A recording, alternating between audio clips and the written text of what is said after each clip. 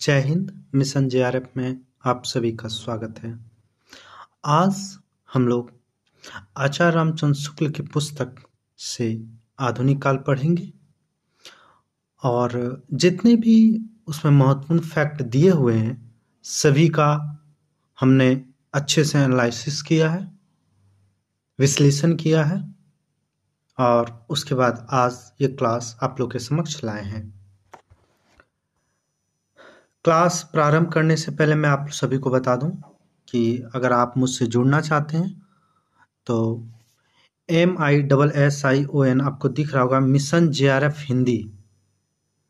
Mission JRF Hindi हमारा Telegram channel है, इसी नाम से ग्रुप भी है और इसी नाम से व्हाट्सएप ग्रुप भी है और इसी नाम से व्हाट्सएप चैनल भी है। अगर आप मुझसे जुड़ना चाहते हैं तो टेलीग्राम पे जाके सर्च करेंगे मिशन जेआरएफ हिंदी, वहाँ आपको मिल जाएगा। अगर फिर भी आप हमसे जुड़ना चाहते हैं और प्रयास करने के बाद नहीं जुड़ पा रहे हैं तो 7643007052 कई लोगों ने मैसेज किया है और जितने भी लोग मैसेज किए हैं सभी को हम अपने ग्रुप पे जोड़ भी दिए हैं। आप सबका बहुत बहुत धन्यवाद। हमारा परिवार धीरे धीरे बड़ा होते जा रहा है और उम्मीद करते हैं मिशन जेआरएफ हिंदी का परिवार इतना बड़ा हो कि सभी गरीब बच्चों जो पैसे के अभाव या तंगी की वजह से तैयारी नहीं कर पाते हैं उनको यहाँ निःशुल्क तैयारी आसानी से कर सके। चलिए, समय को ध्यान में रखते हुए हम लोग क्लास की ओर बढ़ते हैं। आप टेलीग्राम पे जुड़ेंगे तो वहाँ डेली रात में 8 बजे VC होती है और वहाँ आचार्य रामचंद्र शुक्ल वाली पुस्तक चल रही है जहाँ काफ़ी अच्छे तरीके से समझाया जाता है, बताया जाता है। एक बार आप समय निकाल के उस क्लास में जरूर आए। आपका स्वागत है। आज हम लोग आधुनिक काल के गद्यखंड जो भाग है उसमें प्रकरण 1 देखेंगे। प्रकरण 1 में सामान्य परिचय एवं गद्य का विकास। प्रकरण में यह दिया हुआ है कि सामान्य परिचय और सामान्य परिचय में गद्य का विकास कैसे कैसे हुआ, इस विषय में यहाँ चर्चा किया हुआ है। आधुनिक काल के पूर्व गद्य की अवस्था, यानी आधुनिक काल आने से पहले गद्य की अवस्था कैसी थी, इस पे हम लोग जिक्र करेंगे। मैं आपको क्लास प्रारंभ करने से पहले एक छोटी सी जानकारी दे दूं कि हिंदी का विकास, आज हम लोग जितनी सहजता से हिंदी बोलते हैं अदालती भाषाओं में या प्रयोजन मूलक हिंदी जिसको कहते हैं, कार्यकारिणी हिंदी का प्रयोग करते हैं, वह इतनी आसानी से अदालतों में या ऑफिसों कार्यालयों में नहीं आरंभ हुआ। काफी संघर्ष हुआ। एक तरफ हिंदी के समर्थक राजा शिव प्रसाद सितारे हिंद थे तो दूसरी तरफ राजा लक्ष्मण सिंह, यानी कि एक तरफ हिंदी के समर्थक कौन थे, राजा शिव प्रसाद सितारे हिंद, तो दूसरी तरफ हिंदी के समर्थक कौन हुए, राजा लक्ष्मण सिंह। जस्ट इनके विरोध में उर्दू के समर्थक और हिंदी के विरोधी सर सैयद अहमद खां का नाम आता है। तो इनके समर्थन में दूसरा कौन व्यक्ति थे, गरसा दत्तासी, जो पेरिस में रहते थे, हिंदी और उर्दू के अध्यापक थे। बहुत दोनों के बीच में द्वंद्व चला, मतभेद हुआ। कहा जाता है कि जिस प्रकार राजा शिव प्रसाद सितारे हिंद अंग्रेजों के प्रिय थे, नाक के बाल थे, वैसे ही सर सैयद अहमद खां भी अंग्रेजों के काफी प्रिय थे। जब संवत 1950 में नागरिक पंचायत सभा की स्थापना हुई तो करीब 5-6 वर्ष के बाद अंग्रेजों के द्वारा वार्षिक फंड दिया गया। वार्षिक 400 रुपये भत्ता के रूप में दिया जाता था, जिससे नागरिक के कार्य को बढ़ाने में काफी मदद मिला। और एक नाम आता है पंडित गौरी दत्त, जिन्होंने देवरानी जेठानी उपन्यास की रचना की, जो आप बाद में पढ़ेंगे भी, उपन्यास यूनिट 6 में लगा हुआ। उन्होंने 50 वर्ष की अवस्था में अपनी सारी संपत्ति नागरिक के नाम लिखकर रजिस्ट्री करवा दिए थे। सिर्फ दान ही नहीं दिए थे, रजिस्ट्री करा दिए थे और नागरिक के झंडा लेकर के फिर वह देश के कोने कोने में घूमने लगे। ऐसे हिंदी का विकास हुआ। उससे पहले हम समझेंगे हिंदी गद्य का अवस्था क्या था।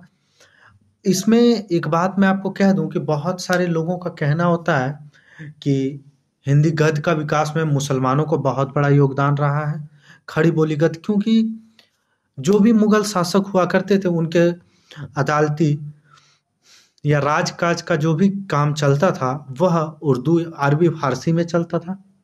या कहा जाता कि ईसाई लोग जो आए, पादरी लोग आए, उन्होंने अपने सहूलियत से यहाँ के ग्रंथों को हिंदी गद्य भाषा में अनुवाद करवाएं, रचना करवाएं। तो कुछ लोग उनका भी योगदान मानते हैं, लेकिन वास्तविक में हमारे देश में बहुत पहले से ही गद्य की रचनाएं उपलब्ध थी। अब आदिकाल में नाथपंथी में गोरखनाथ का नाम आप सुने होंगे, उन्होंने भी खड़ी बोली गद्य में ब्रज भाषा गद्य में रचनाएं की थी। तो वही बात हम अभी आगे क्लास में देखेंगे। अब तक साहित्य की भाषा ब्रज में ही रही। अब तक क्या हुआ, साहित्य की भाषा जो है वह ब्रज में ही रही। एक पुस्तक गद्य में भी है जिसको हम संवत 1400 के आसपास, कब है, कब का समय दिया हुआ है, संवत 1400 के आसपास ब्रज भाषा गद्य का नमूना मान सकते हैं। ब्रज भाषा गद्य की जब भी बात होती है तो सबसे पहले विट्ठलनाथ का नाम आता है।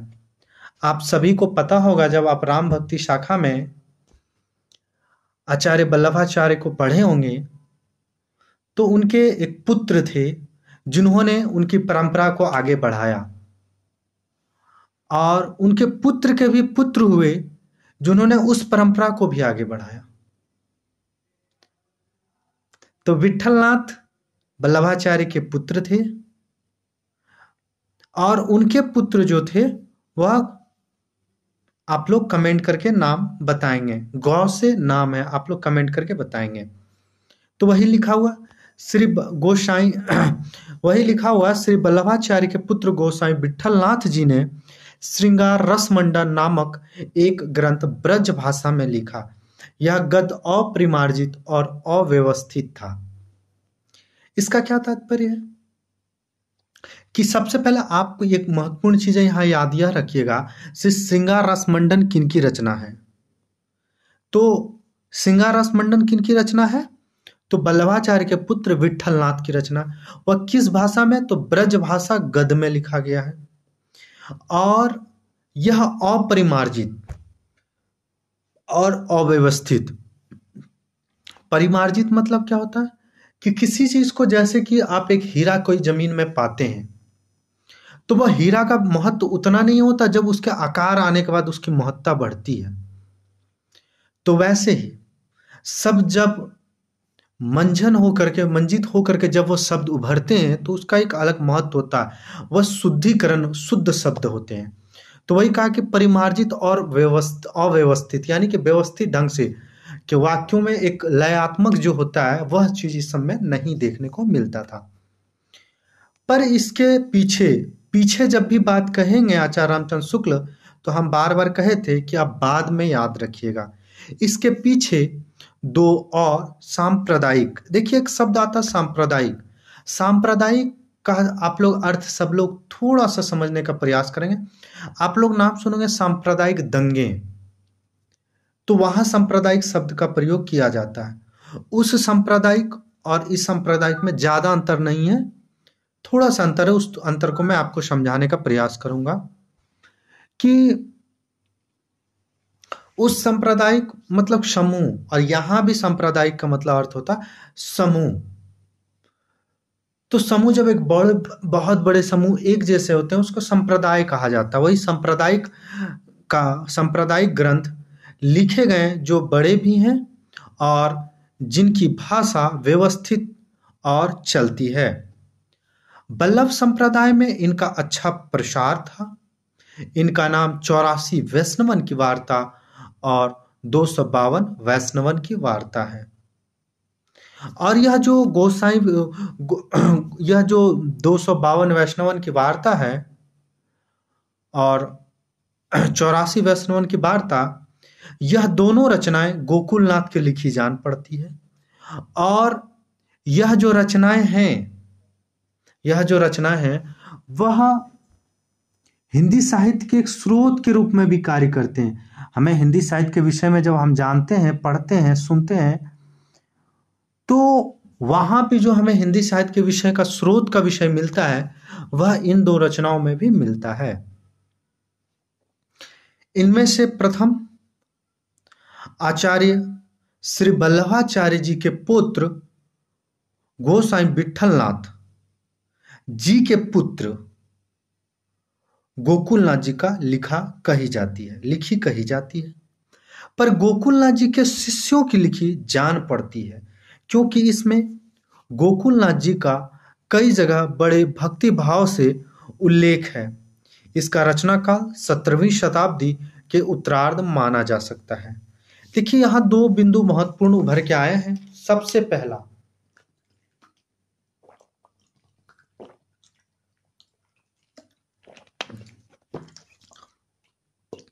दो सौ 252 वैष्णवन की वार्ता और 84 वैष्णवन की वार्ता, यह दोनों रचनाएं किस संप्रदाय से संबंध है?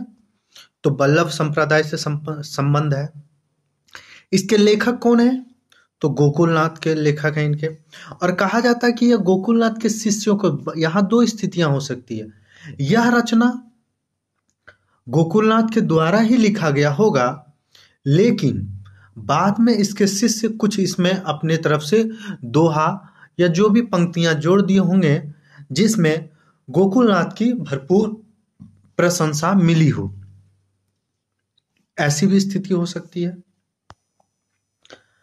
252 वैष्णवन की वार्ता तो और पीछे औरंगजेब के समय के लगभग लिखी प्रतीत होती है।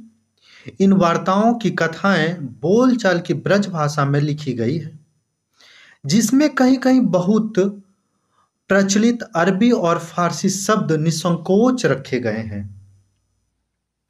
क्या हुआ कि यह जो 252 वैष्णवन की वार्ता है उसमें अरबी और फारसी के शब्द भी देखने को मिलते हैं। अब हम लोग देखेंगे नाभादास जी को। नाभादास जी की एक रचना बहुत प्रसिद्ध है, भक्तमाल। आप लोग याद रखिएगा, और भक्तमाल का यथासंभव हो सके तो प्रकाशन वर्ष भी याद रखने का आप लोग प्रयास करेंगे, क्योंकि प्रश्न वहां से भी अक्सर पूछ दिए जाते हैं। और भक्तमाल में क्या वर्णन है, उनका कथा वस्तु क्या, इस बात को भी आप लोग याद रखिएगा। नाभादास ने संवत 1660 के लगभग अष्टयाम, यह रचना अष्टयाम नाम की एक पुस्तक ब्रज भाषा में लिखी, जिसमें भगवान राम की दिनचर्या का वर्णन है। अगला है वैकुंठ मणि शुक्ल। यहां अष्टयाम को याद रखिएगा, किसकी रचना है? तो नाभादास का है। वैकुंठ मणि शुक्ल संवत 1680 के लगभग वैकुंठ मणि शुक्ल ने, जो ओरछा के महाराज जसवंत सिंह के यहाँ थे, ब्रजभाषा गद्य में अगहन महात्म्य और वैशाख्य महात्म्य नामक दो छोटी पुस्तक लिखी। यह जो भी हम पुस्तक पढ़ रहे हैं या जिस कवि का भी वर्णन हो रहा है, इन्होंने आधुनिक काल से पूर्व ही, चाहे वो ब्रजभाषा में या खड़ी बोली में हो, ब्रजभाषा गद्य या खड़ी बोली गद्य में उनकी रचनाएं मिलती है। उन्हीं का हम लोग यहाँ वर्णन कर रहे हैं। तो वैकुंठ मणि शुक्ल किनके यहाँ रहते थे? ओरछा के महाराजा जसवंत सिंह के यहाँ रहा करते थे, और उन्होंने ब्रजभाषा गद्य में अगहन महात्म्य और वैशाख्य महात्म्य नामक दो पुस्तकें लिखी। अगला नाम आता सुरती मिश्र का। सुरती मिश्र की एक पुस्तक है, बिहारी सतसई की 4 टीकाएं सबसे ज्यादा प्रसिद्ध है, जिसमें से एक टीका के लेखक स्वयं सुरती मिश्र हैं, और उस टीका का नाम अमर चंद्रिका है। हालांकि आप देखिएगा तो लल्लू लाल ने भी उनकी एक टीका लिखी जो काफी प्रसिद्ध हुई, लेकिन अगर चारों में से सर्वप्रथम चार में से कहा जाए तो एक सुरती मिश्र का भी अमरचंद्रिका नाम लिया जा सकता है। इन्होंने संवत 1767 में संस्कृत से कथा लेकर वैताल पच्चीसी लिखी, जिसको आगे चलकर लल्लू लाल ने खड़ी बोली हिंदुस्तानी में किया। तो पूछ देगा कि बैताल पच्चीसी किसकी मूल रचना है, तो ये इन्हीं सुरती मिश्र का है। और इसी बैताल पच्चीसी को आगे चल के खड़ी बोली में किन्होंने अनुवाद किया, तो किनका नाम आता है, लल्लू लाल का। एक जयपुर नरेश साईं प्रताप सिंह की आज्ञा से लाला हीरालाल ने, जयपुर नरेश साईं प्रताप सिंह की आज्ञा से लाला हीरालाल ने संवत 1852, कब का समय दिया गया है, संवत 1852, आईने अकबरी की भाषा वाचनिका नाम की एक बड़ी पुस्तक लिखी। तो इसको भी याद रखिएगा, इसका ईस्वी नहीं याद रखिएगा, लेकिन पुस्तक का नाम और लेखक का नाम जरूर याद रखिएगा। आईने अकबरी की भाषा वाचनिका के लेखक कौन है, तो लाला हीरालाल हैं। भाषा इसकी बहुत मतलब बोलचाल की है। इसके बोलचाल कहने का मतलब उस समय जो आम लोगों में जो भाषाएं चल रही थी उसी को हम लोग बोलचाल की भाषा कहते हैं। तो वही कहा गया कि इनकी भाषा तो बोलचाल की है, जिसमें अरबी फारसी के बहुत कुछ शब्द चलते मिलते हैं। अब क्या हुआ कि जब हमारे देश में मुगलों का शासन था तो बहुत सारे लोग जो थे अरबी फारसी सीखते थे, जिसके कारण उनकी वाणियों में अक्सर बोलचाल की भाषाओं में, जैसे अभी हम लोग बहुत सारे शब्द को अंग्रेजी में भी प्रयोग कर देते हैं, बहुत सारे शब्द अरबी फारसी में, जैसे हम लोग तौलिया कहते हैं, तौलिया हिंदी भाषा नहीं है। जैसे हम लोग कहते हैं मुझे तौलिया दो, तो तौलिया हिंदी भाषा नहीं है।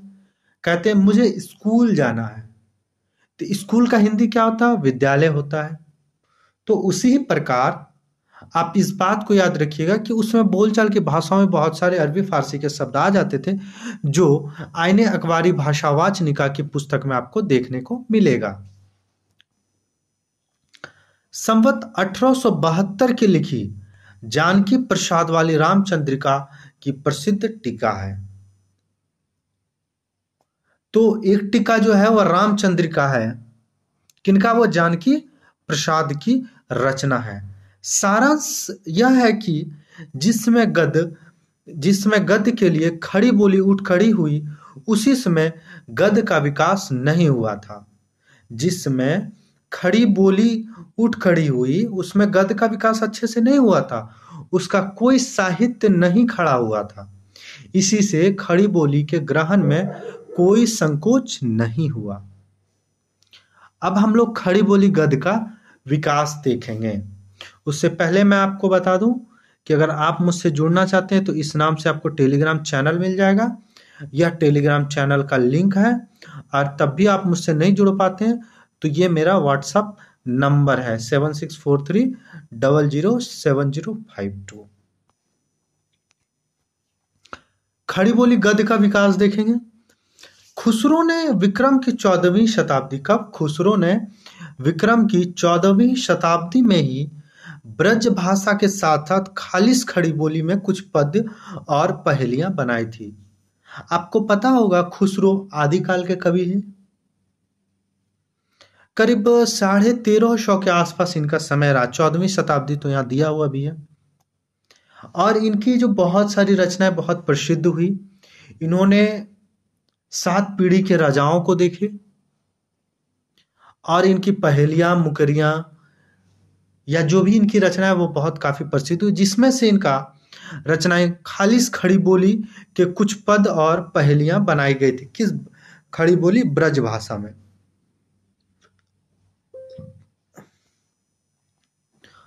मुगल साम्राज्य के ध्वंस से भी खड़ी बोली के फैलने में सहायता मिली। ऐसा क्यों कहा जाता है? क्योंकि जब औरंगजेब की मृत्यु हो गई, उसके बाद तो मुगल शासक हुए, लेकिन उनमें वो ताकतें वो नेतृत्व करने की क्षमता नहीं दिखती थी, जिसके कारण वहां खजाने को वैसे भरा नहीं जा सका।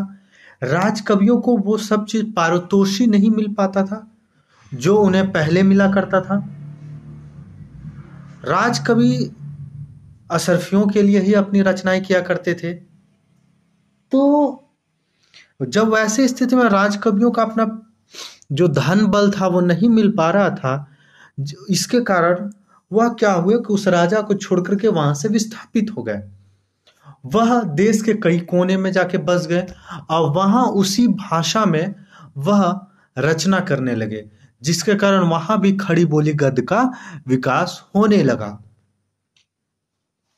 इसीलिए कहा जाता है कि मुगल साम्राज्य के ध्वंस से भी खड़ी बोली के फैलने में सहायता पहुंची। अतः कुछ लोगों का यह कहना या समझना है कि मुसलमानों के द्वारा ही खड़ी बोली अस्तित्व में आई। क्या है कि कुछ लोगों का कहना है कि मुसलमानों के ही द्वारा खड़ी बोली अस्तित्व में आई और उसका मूल रूप उर्दू है, जिससे आधुनिक गद्य की भाषा अरबी फारसी शब्दों को निकालकर गढ़ ली गई। शुद्ध भ्रम या अज्ञान है। इस कथन को भी याद रखिएगा, आचार्य रामचंद्र शुक्ल के पुस्तक से यह कथन यह पूछा भी जा सकता है। इनका कहना यह है कि जिन लोगों को यह भ्रम हो गया है कि खड़ी बोली गद्य का विकास मुसलमानों की देन है, वह कहीं ना कहीं अज्ञान में डूबे हुए हैं या छिपे हुए हैं। उनको इस बात का ज्ञान होना चाहिए कि खड़ी बोली गद्य की रचना आपको अमीर खुसरो से ही देखने को मिल जाता है। अभी हम विठलनाथ को भी देखे, जो भक्ति काल के कवि हैं, वल्लभ संप्रदाय के, उनकी जो रचनाएं है 252 वैष्णवन की वार्ता और 84 वैष्णवन की वार्ता, वह भी गद्य में लिखे गए हैं। तो अगर हम कहते हैं कि ईसाइयों या मुसलमानों की देन है, तो एक सिरे से इस चीज को खारिज किया जा सकता है। आगे हम लोग देखेंगे, अकबर के समय गंग कवि ने चंद छंद वर्णन की महिमा नामक एक गद्य पुस्तक खड़ी बोली में लिखी। देखिए, अकबर के समय में भी एक गंग कवि हुआ करते जिनकी रचना काफी महत्वपूर्ण, या कई बार आपसे पूछा जा सकता है, क्योंकि PYQ आप जब पढ़ेंगे या हमने जो क्लास किया अगर आप उनको देखेंगे तो आपको इस रचना का प्रश्न देखने को मिलेगा। NTA के द्वारा यह प्रश्न पूछा जा चुका है कि चंद छंद वर्णन की महिमा किनकी रचना है। तो किनकी रचना? यह रचना गंग कवि का है। विक्रम संवत 1798, कब का समय बताया जा रहा है? विक्रम संवत 1798 राम प्रसाद निरंजनी ने भाषा योग वशिष्ठ, सबसे पहले इस रचना को भी याद रखेंगे, भाषा योग वशिष्ठ किनका है? राम प्रसाद निरंजनी का। इसलिए क्योंकि यहां से प्रश्न कई बार यहां से भी पूछे जा चुके हैं। आधुनिक काल शुक्ल वाली पुस्तक के हर एक बिंदु को ध्यान से सुनेंगे, समझेंगे और याद रखने का प्रयास करेंगे, क्योंकि यहां से हर एक बिंदु से कभी ना कभी नए तरह के प्रश्न को तैयार कर लिया जाता है और वह अपने आप में महत्वपूर्ण हो जाता है। तो वही कहा, भाषा योग वशिष्ठ नाम का ग्रंथ साफ सुथरी खड़ी बोली में लिखा। ये पटियाला दरबार में थे। ये कहाँ थे? पटियाला के दरबार में थे। महारानी को कथा बाँच कर सुनाया करते थे।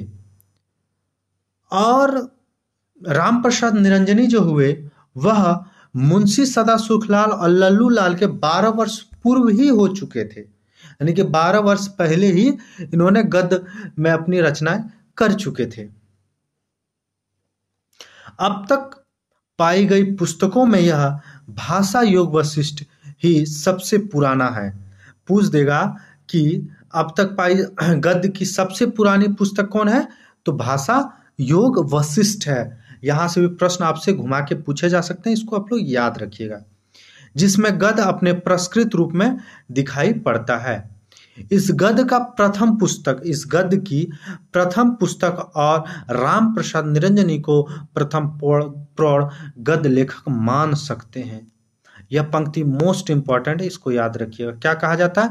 इस गद्य की प्रथम पुस्तक और राम प्रसाद निरंजनी को प्रथम प्रौढ़ गद्य लेखक मान सकते हैं। यानी कि प्रथम प्रौढ़ गद्य लेखक कौन है? राम प्रसाद निरंजनी। और प्रथम गद्य पुस्तक किसे माना गया? तो भाषा योग वशिष्ठ को माना गया है। इसके पीछे संवत 1818 बसवा, कहाँ? बसवा में। बसवा कहाँ पड़ता? मध्य प्रदेश में। मध्य प्रदेश में निवासी पंडित दौलत राम ने हरिसेनाचार्य कृत पद्म पुराण, तो जैन पद्म पुराण किनकी रचना? हरिसेनाचार्य का है, का भाषानुवाद किया, जो 700 पृष्ठों से ऊपर का एक बड़ा ग्रंथ है। भाषा इसकी उपयुक्त भाषा योग वशिष्ठ के समान ही परिमार्जित नहीं है। अतः यह कहने की गुंजाइश अब जरा भी नहीं रही कि खड़ी बोली गद्य की परंपरा अंग्रेजों की प्रेरणा से चली। यानी कि मुसलमानों की प्रेरणा भी खारिज कर दिया गया है, अंग्रेजों को भी प्रेरणा को खारिज कर दिया। यानी कि यह गद्य का विकास ना ही मुसलमानों की देन है, ना ही अंग्रेजों की देन है। फारसी खड़ी बोली में, फारसी पद में खड़ी बोली को ढालने का प्रथम प्रयत्न कहा जाता है। फारसी गद्य में खड़ी बोली को ढालने का प्रथम प्रयत्न कहा जा सकता है। संवत 1860 में फोर्ट विलियम कॉलेज की स्थापना कब हुई? 1800 ईस्वी में। और यहाँ कब कहा गया? संवत 1860 में। संवत 1860 में फोर्ट विलियम कॉलेज के आश्रय में लल्लू लाल जी गुजराती ने, लल्लू लाल जी कहाँ थे? गुजरात के थे, इसलिए लल्लू लाल जी गुजराती इनको पूरा कहा जाता। तो लल्लू लाल जी गुजराती ने खड़ी बोली गद्य में प्रेम सागर, एक रचना का नाम यहाँ आया, क्या आया? प्रेम सागर। प्रेम सागर किनकी रचना है? तो यह जो प्रेम सागर है वो लल्लू लाल की रचना है। तो लल्लू लाल की प्रेम सागर और सदल मिश्र का नासिकेतुपाख्यान, लल्लू लाल का प्रेम सागर और सदल मिश्र का नासिकेतुपाख्यान लिखा। अतः खड़ी बोली गद्य को साथ आगे बढ़ाने वाले 4 महानुभावों का नाम आता। यानी खड़ी बोली गद्य का प्रारंभ इनको नहीं, इन्होंने उस परंपरा को एक नया मार्ग दिया या नया दिशा दिखलाया, या उसके विकास में काफी सहयोग रहा इन लोगों का। तो किनका नाम रहा? यानी खड़ी बोली गद्य को आगे बढ़ाने का काम किन 4 महानुभावों ने किया? मुंशी सदा सुखलाल, सैयद इंसा अल्लाह खान, लल्लू लाल और सदल मिश्र। इन चारों का नाम याद रखिएगा, क्योंकि इन चारों का नाम कई बार पूछ दिया गया है। ये चारों लेखक संवत 1860 के आसपास हुए। अब हम चारों कवियों को विस्तार पूर्वक देखेंगे। चारों कवियों की अपनी विशेषता, उनका जीवन परिचय थोड़ा जो शुक्ल वाली पुस्तक में दिया हुआ है। मुंशी सदा सुखलाल नियाज का नाम सबसे पहले आता है। ये दिल्ली के रहने वाले थे। इनका जन्म संवत 1803 और मृत्यु कब हुआ? 1881 में हुई। संवत 1850 के लगभग ये कंपनी के अधीनता में चुनार जिला मिर्जापुर में एक अच्छे पद पे थे। तो मुंशी सदा सुखलाल कहाँ थे? चुनार में थे। चुनार कहाँ पड़ता? मिर्जापुर में पड़ता है। और वह एक अंग्रेजी शासन के अंतर्गत एक अच्छे पद पे थे। अपनी मुंतखबुत वारिख, यह रचना किसका? मुंशी सदा सुखलाल का, इसको याद रखिएगा। मुंतखबुत वारिख में अपने संबंध में इन्होंने जो कुछ लिखा है वह इससे पता चलता है कि 65 वर्ष की अवस्था में ये नौकरी छोड़कर प्रयाग चले गए और अपनी शेष आयु वहीं हरि भजन में बिताई। तो पूछ देगा 4 महानुभावों में से किन्होंने अंतिम समय में हरि भजन में बिताया? तो अंतिम समय किन्होंने हरि भजन में बिताया? सदा सुखलाल। और वह कहाँ चले गए थे? तो प्रयाग चले गए थे। और इनके विषय में कहा जाता है कि यह भगवत भक्ति आदमी थे। इनका एक दोहा बड़ा ही प्रसिद्ध है, काफी बार पूछा भी जा चुका है कि रस्मो रिवाज भाखा का दुनिया से उठ गया। अगला नाम आता है इंसा अल्लाह खां। किनका नाम आता है? तो इंसा अल्लाह खां का नाम आता है। ये उर्दू के बहुत प्रसिद्ध शायर थे, जो दिल्ली के उजड़ने पर क्या हुआ? इंसा अल्लाह खां जो थे बहुत अच्छे शायर थे। ये क्या हुआ? दिल्ली के उजड़ने पर लखनऊ चले आए और इनके पिता का नाम क्या है? मीर माशा अल्लाह खां। मीर माशा अल्लाह खां कश्मीर से दिल्ली आए थे और वहां शाही हकीम हो गए थे। क्या हो गए थे? शाही हकीम हो गए थे। मुगल सम्राट की अवस्था बहुत गिर जाने पर हकीम साहब मुर्शिदाबाद के नवाब के यहाँ चले गए। अब मुर्शिदाबाद में ही इंसाल्लाह खां का जन्म हुआ था। जब बंगाल के नवाब सिराजुद्दौला मारे गए, जब बंगाल के नवाब जो सिराजुद्दौला थे वह जब मारे गए तो बंगाल में अंधेर मचा। तब इंसा जो पढ़ा लिखा अच्छा विद्वान थे, प्रतिभाशाली कवि हो चुके थे, वह क्या हुए कि दिल्ली चले आए और शाह आलम दूसरे के दरबार में रहने लगे। जब गुलाम कादिर, एक नाम आता है, गुलाम कादिर बादशाह को अंधा करके शाही खजाना लूट कर चल दिया।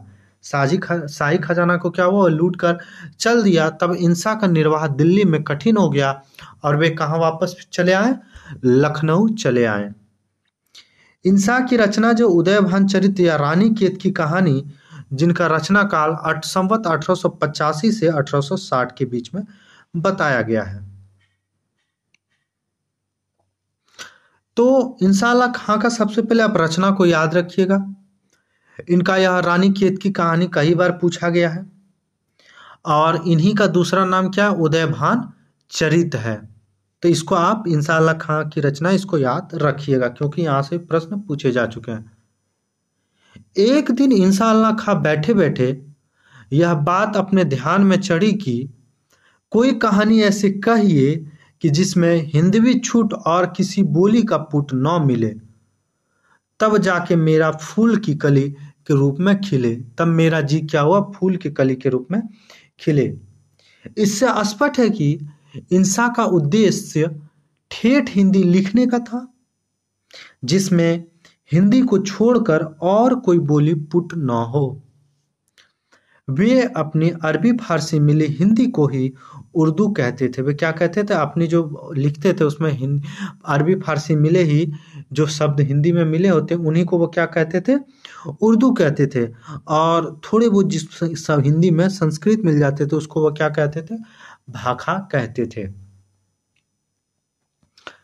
खड़ी बोली पद की झंडा लेकर घूमने वाले स्वर्गीय बाबू अयोध्या सिंह खत्री चारों ओर घूम घूम कर कहा करते थे कि अभी हिंदी की कविता हुई कहाँ? सूर तुलसी बिहारी, किनका नाम लिया गया है? सूर तुलसी बिहारी आदि ने जिसमें कविता की है वह तो भाखा है, हिंदी नहीं। वह क्या है? भाखा है, यानी कि संस्कृत मिश्रित हिंदी है, न कि वह हिंदी है। इंसान ने अपनी भाषा को तीन प्रकार के शब्दों से मुक्त रखने की प्रतिज्ञा की है। यह चीज याद रखिएगा, यह PYQ में पूछा भी गया है कि इंसाल्लाह खां ने किन तीन प्रकार के शब्दों को अपने साहित्य में न आने देने की प्रतिज्ञा की थी। तो कौन है? पहला है बाहर की बोली, दूसरा गवारू बोली और तीसरा भाखापन। तो बाहरी बोली में कौन कौन आते हैं? अरबी, फारसी और तुर्की। और गवारू में कौन कौन आ जाते हैं? ब्रज, अवधी। और भाखा में संस्कृत के शब्दों का मेल। इंसा का भाषा सबसे चटकली, मटकली और मुहावरेदार चलती है। क्या कहा गया? इसको भी याद रखिएगा, ये भी इंपॉर्टेंट है और ये भी इंपॉर्टेंट है कि इंसा की भाषा सबसे चटकीली, मटकीली, मुहावरेदार और चलती है। अब अगला कवि है लल्लू लाल। अगला कवि कौन है? लल्लू लाल। ये लोग कौन कहाँ के रहने वाले थे इसको भी याद रखिएगा क्योंकि मिलान में अक्सर पूछ दिया जाता है कि कौन कवि कहाँ के रहने वाले थे। तो ये कहाँ के रहने वाले थे? ये आगरा के रहने वाले गुजराती ब्राह्मण थे। इनका जन्म संवत 1820 में और मृत्यु संवत 1822 में हुई थी। संवत 1860 में कलकत्ता के फोर्ट विलियम कॉलेज कहाँ है? कलकत्ता में है, के अध्यापक जॉन गिलक्राइस्ट के आदेश से इन्होंने खड़ी बोली गद्य में प्रेम सागर लिखा। खड़ी बोली गद्य में प्रेम सागर लिखा किन्होंने? लल्लू लाल ने, जिसमें भागवत दशम स्कंद का कथा का वर्णन की गई है। इंसा के समान इन्होंने केवल ठेठ हिंदी लिखने का संकल्प तो नहीं किया था, पर विदेशी शब्दों के न आने देने की प्रतिज्ञा अवश्य लक्षित होती है। क्या कहते हैं कि इन्होंने इंसा के समान, इंसा कौन? इंसा अल्लाह खां के समान केवल ठेठ हिंदी में लिखने की संकल्प तो नहीं किया था, पर विदेशी शब्दों के न आने देने की प्रतिज्ञा अवश्य लक्षित होती है। लल्लू लाल की भाषा कृषोपासक व्यासाओं की सी ब्रज रंजित खड़ी बोली है। लल्लू लाल की भाषा क्या है? कृष्णोपासक व्यासों की सी ब्रज रंजित खड़ी बोली है। अकबर के समय में गंग कवि ने जैसी खड़ी बोली लिखी थी। कौन? गंग कवि का एक रचना था, हमने आपको गंग कवि की एक रचना हमने आपको बताया, वो कौन सी रचना था? गंग छंद क्या था रचना? एक सेकंड रुक जाइए, मैं आपको बताता हूं। हाँ, वह रचना थी कौन? चंद छंद वर्णन कवि की महिमा। ठीक है, यह रचना किनकी थी? तो गंग कवि की थी। तो वही कहा गया कि अकबर के समय में गंग कवि ने चंद छंद अकबर के कवि जैसी खड़ी बोली लिखी थी, वैसी ही खड़ी बोली लल्लू लाल ने भी लिखी। दोनों की भाषाओं में इतना ही अंतर है कि गंग में जिधर कभी इधर उधर फारसी प्रचलित शब्द भी रखे, पर लल्लू लाल ने ऐसे शब्द से खुद को बचाया है।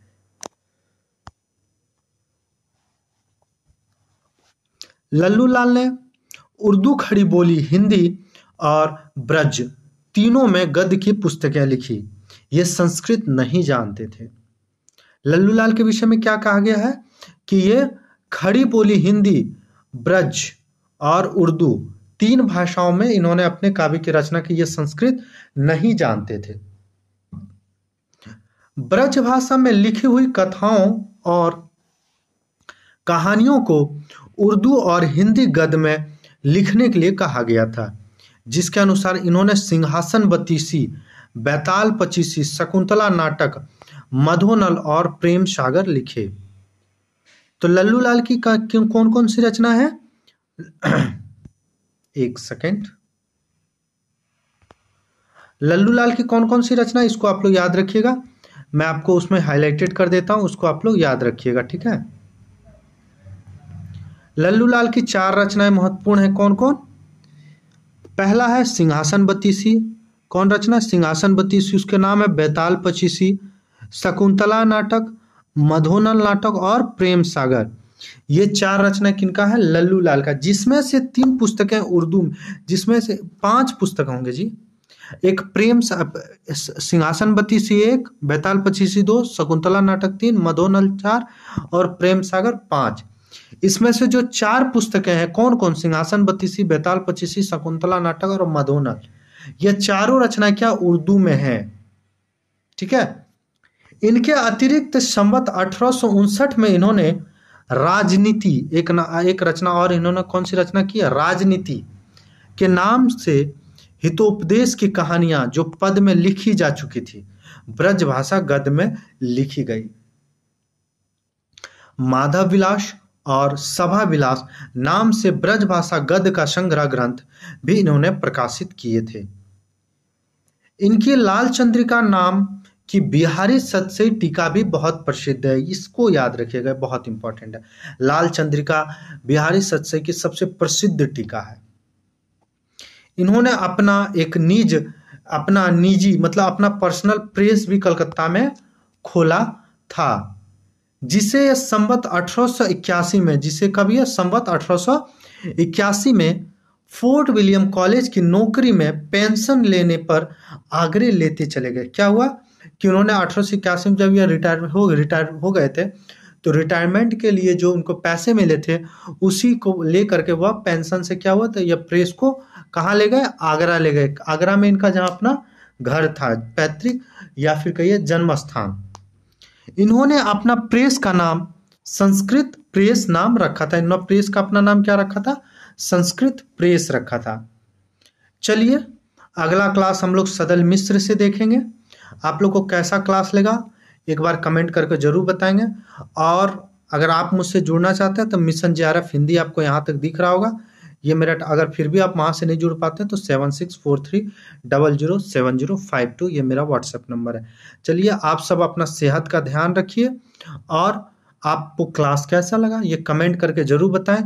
और डेली शाम 8 बजे हमारे टेलीग्राम चैनल से जरूर जुड़ें, वहाँ VC होता है और आपको आपके समस्याओं का भी वहाँ समाधान किया जाता है। जय हिंद।